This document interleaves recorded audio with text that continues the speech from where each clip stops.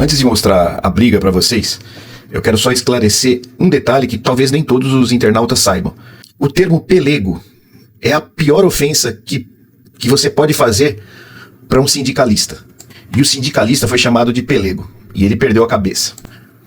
O significado de pelego é ser subserviente, submisso, e isso mostra uma projeção novamente do bolsonarista que servil aos aplicativos e chama justamente o sindicalista que está lutando pelos direitos dos trabalhadores. Ele projeta, assim como o Bolsonaro fazia. Lembram-se? Tudo o que ele fazia de errado ele projetava no PT e no Lula. Esse termo pelego ficou muito popular na época do Getúlio Vargas. Como todo bolsonarista, Lucas Pavanato é um provocador. Ele utilizou-se do termo para ofender. Eles não debatem mais ideias, os bolsonaristas só atacam a pessoa, o mensageiro. É o que vai acontecer qualquer hora com o Nicolas Ferreira, com o Van Hatten. É muita provocação. E um dia a pessoa perde a cabeça. Por isso que qualquer ofensa pessoal que fere ao decoro tem que ser punida antes de chegar nesse ponto. A culpa é das comissões responsáveis pela ética dentro da Câmara, dentro do Senado. Não se pode mais permitir esses ataques. Olha o que deu. Foi via esse fato. Porrada mesmo. E o Lucas Pavanato é um sujeito intragável. Intragável. É difícil suportar as provocações dele. É um franguinho de briga. As empresas de aplicativos, nobres vereadores, elas chegaram aqui em 2015. Elas desregularam todas as questões das leis trabalhistas do país, quebrando o segmento de motofrete, tanto na área de CLT quanto na área de autônomo, trazendo uma precarização e um retrocesso que a gente só viveu na época que o país era escravizado, que era na época dos escravos. Aí...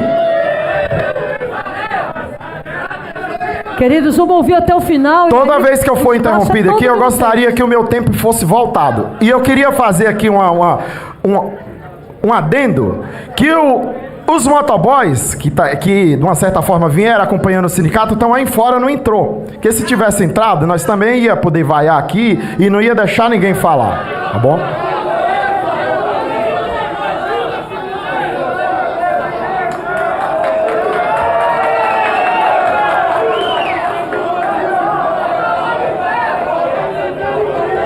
Gil, você vai ficar dando público para a plateia ou você vai falar? Vamos lá. Pessoal, deixa ele falar. Eu acho que quem deveria aqui estar sendo vaiado eram as empresas de aplicativo. Porque estão aqui escravizando, explorando, precarizando e colocando a categoria para brigar entre si. Essa 99 é uma empresa picareta da pior qualidade que possa imaginar. Porque além de não respeitar os direitos trabalhistas, ela agora caminhou para desregular todo o CTB, o Código de Trânsito Brasileiro. Demonstra que ela não tem um pingo de compromisso e moral ético, nem com os munícipes dessa cidade, e nem com os trabalhadores, e nem com quem vai ser transportado na garupa. Porque se ela tivesse, ela observava os parâmetros mínimos das regulamentações que já tem nesse país. O que a 99 e a UB, nobres vereadoras e nobres vereadores, querem fazer com São Paulo, é o que eles fizeram no Brasil inteiro, onde eles entraram em mais de 3.000 municípios, com um bom jurídico, com lobby no Supremo Tribunal Federal, e quebrou o sistema de mototáxi que estava regulamentado nesses municípios. Por gentileza, pode falar. É bem breve, só para parabenizar o prefeito. Ele conseguiu a proeza de escolher o sindicalista pelego mais rejeitado pela categoria que ele diz representar da história. Então é realmente uma piada. Caro colega, botar fogo em gasolina aqui dentro não contribui. Não contribui.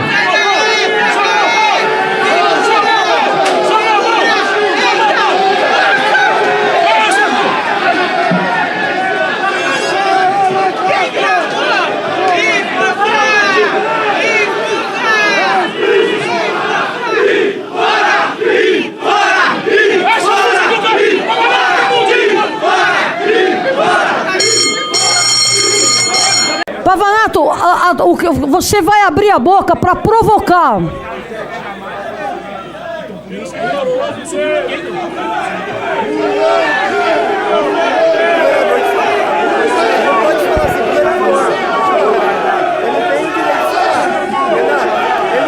A sua pela ordem já foi dada.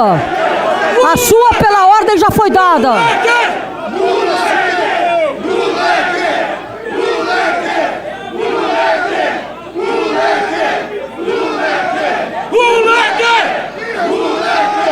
Nós vamos suspender 5 minutos.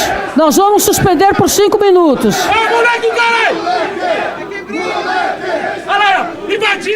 Então o presidente da Câmara, que é Ricardo Boa Teixeira, tarde a todos, vai boa dar uma tarde a todos. faladinha para os Obrigado. senhores. Só para informação, o que aconteceu aqui a gente não aprova, não concorda.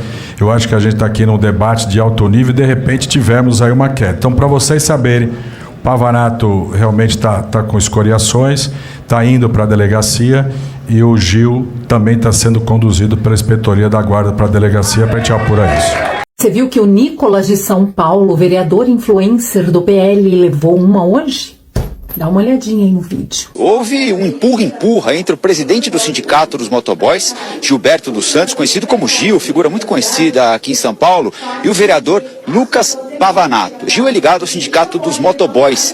E depois da fala do Gil, o vereador Lucas Pavanato foi ao microfone e o chamou de pelego. Aí o Gil, que já estava aqui no plenário, voltou lá para a tribuna e pegou o vereador pelo colarinho. Seguranças da Câmara Municipal e do vereador pegaram então o Gil pelo colarinho e virou um empurra-empurra generalizado por aqui.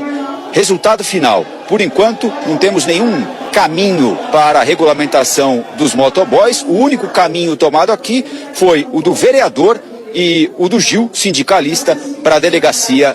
Agora que você viu o vídeo, eu quero a sua opinião. O que você achou dessa confusão toda hoje na Câmara Municipal de São Paulo? O presidente do Sindicato de Motoboys de São Paulo agrediu o vereador Lucas Pavanato hoje numa sessão na Câmara dos Vereadores. Mas sabe de quem é a culpa? É de toda a extrema-direita, é dos bolsonaristas. Quer ver? Vamos voltar um pouquinho no tempo. Quando o presidente Lula ganhou, quando o presidente Lula tomou posse da presidência, no primeiro ano de mandato dele, o governo Lula queria legalizar as pessoas que trabalham como Uber, tanto de carro como de moto. Você lembra disso? Que trabalhavam com aplicativos? Todas as pessoas que trabalhavam em aplicativo, o governo Lula queriam que fossem carteira assinada, que fosse tudo legalizado. Vocês lembram disso? Mas não foi. Por quê? Porque a direita veio para as redes sociais dizer que o governo estava atrapalhando o povo a trabalhar, dizer que o governo estava atrapalhando o motoboy a trabalhar, dizer que o governo estava atrapalhando os Ubers de aplicativo a trabalhar. Vocês lembram disso? Acabou que não foi legalizado nada. Todo mundo começou a trabalhar da maneira que queriam. Agora tá um caos em São Paulo. Um caos. Tá uma briga. O prefeito de São Paulo está usando a morte de uma menina que morreu em um acidente de motoboy, né? Mototáxi lá, morreu em um acidente. Isso aí a gente não pode passar a mão, né? Aí tá dizendo que é porque não era legalizada a moto, tá dizendo que porque não estava utilizando o capacete, é das coisas que precisam. Mas o governo Lula tentou legalizar isso. Foi a extrema-direita que não quis. Foi a extrema-direita, foi o Nicolas Ferreira, foi o Lucas Pavanato, foi esse pessoal que vieram às redes sociais, a família Bolsonaro, dizer que o governo estava querendo atrapalhar as pessoas a trabalhar, dizer deixa o povo trabalhar com o carrinho dele, deixa o povo trabalhar com a motozinha dele, pra que carteira assinada, pra que legalizar, pra que direitos, pra que cobrar isso? Lembra disso? Olha aí, ó, chegou agora chegou. Pessoal, agora sim, os moto-Uber agora sim estão sendo penalizados, estão sofrendo, porque está tudo parado lá, porque não pode, porque agora o governo de São Paulo, mais o prefeito de São Paulo estão querendo legalizar de uma forma que ninguém aceita, que ninguém quer. Aí tá a bagaceira feia montada, tá vendo? É o que eu sempre digo, quando a direita entra, a bagaceira é feia. Agora aguenta, não votaram neles? Vocês da direita aí, os mototaxistas, os motoboys e os Uber da direita que se dizem fodásticos, vocês não votaram no Lucas Pavanato? E não votaram também em toda a corda da direita? Tá aí, meu amor. Viu como eu provei que a culpa era da direita? O bolsonarismo explicitou até a violência do nosso país, porque acontece as raízes. Com o bolsonarismo nós vimos que muitas pessoas que estavam escondidas nos esgotos surgiram falando besteiras, extremamente escravagistas, extremamente preconceituosas, pessoas maléficas que defendem a violência, a tomada do poder por uma ditadura fascista. Então, tudo isso revelou até o porquê existe a violência no nosso país. Tudo isso influencia. Você imagina isso nas relações diárias, no dia a dia, numa conversa de boteco. E se vocês acham que eu estou exagerando, eu vou ilustrar para vocês uma fala de Bolsonaro que deu um apito de cachorro para os grupos paramilitares, para as milícias, grupos de extermínio e grupos terroristas. A fala dele é um apito de cachorro que dá carta branca a que o Brasil seja invadido por facções e elas façam justiça pelas próprias mãos, descaracterizando o judiciário enquanto peça fundamental para isso. O judiciário foi o grande tropeço do Bolsonaro para ascender ao poder de maneira ditatorial, de maneira autoritária. O judiciário precisava ser atacado. E a promoção desses grupos de extermínio elimina a participação do judiciário. Nós temos, sim, problemas no judiciário, nós temos a demora, todos nós queremos o Bolsonaro preso, estamos vendo o quanto demora, mas é uma peça fundamental que tem que ser aperfeiçoada. As falas de Bolsonaro trouxeram a violência para dentro da Câmara dos Deputados, para as câmaras dos vereadores nas cidades, para o Senado. As falas de Bolsonaro incendiaram o país, incendiaram as instituições. As pessoas pensam que podem promover o caos, que podem extrapolar e expor suas revoltas, suas raivas de maneira sangrenta. Notem a fala infeliz de Bolsonaro e o que ela trouxe para o país. Então, em alguns momentos, como deputado, nesse salão verde dentro da Câmara, o grupo de extermínio é bem-vindo. É assim que funciona. O grupo de extermínio é bem-vindo. O grupo de extermínio é bem-vindo. O grupo de extermínio é bem-vindo. Você de direita pode até achar, pô, mas um grupo caçava comunistas, nem de comunistas eu gosto, quero mais que eles vão pro inferno. Você pode pensar assim. O grande problema, meu amigo e minha amiga, é que, para esses mal-formados, todo mundo é comunista. O Alexandre de Moraes, que é de direita, virou comunista. O Pacheco, que é do Centrão, é comunista para eles. O Dória, para eles, é comunista. Todo mundo que discordou do Bolsonaro era comunista. Então, nesse rol de comunistas, estão todos os que não são bolsonaristas. Então, eles poderiam matar 75% da população com esse discurso.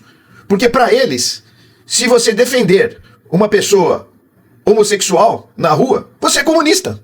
A questão do gênero em si é dada como comunismo. Era um grupo de assassinos querendo matar brasileiros que não interessam ao regime ditatorial que Bolsonaro quis implantar no Brasil.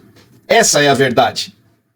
Era só o que faltava no bolsonarismo. Homicidas psicopatas de aluguel. Foram presos integrantes do grupo Comando C4, formado por militares da ativa e reformados e alguns civis também. Especializado em espionagem e eliminação, homicídio de autoridades brasileiras e ministros do STF até. Polícia Militar acaba de desbancar uma organização criminosa que caçava comunistas.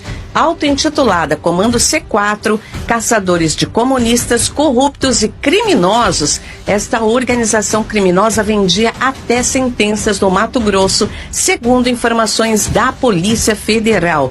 Eles desbancaram essa organização após a morte do advogado Roberto Zampieri no ano retrasado, em 2023. O Roberto disputava terras com o mandante do crime e também já está preso. E esta organização criminosa toda aí também tem braços, segundo a polícia, no Supremo Tribunal de Justiça, com a venda das sentenças que foram descobertas ano passado no Mato Grosso. Eles possuíam até uma tabela de preços que variava de 50 mil para pessoas comuns até 250 mil reais para ministros do Supremo Tribunal Federal. Tinham uma artilharia pesada de drones, armas, coletes à prova de bala e muito mais, além de um arsenal de armas que era de uso exclusivo do Exército. Inclusive, um dos presos hoje formou-se com Jair Messias Satanaro, bucho de égua.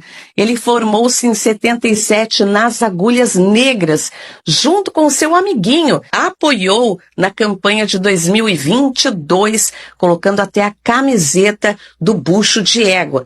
Um trechinho trechinho da matéria para você ver o escândalo que foi descoberto pela Polícia Federal, que está investigando há vários anos, desde a morte do Roberto Zampieri, e que foi deflagrada hoje, 28 de maio de 2025.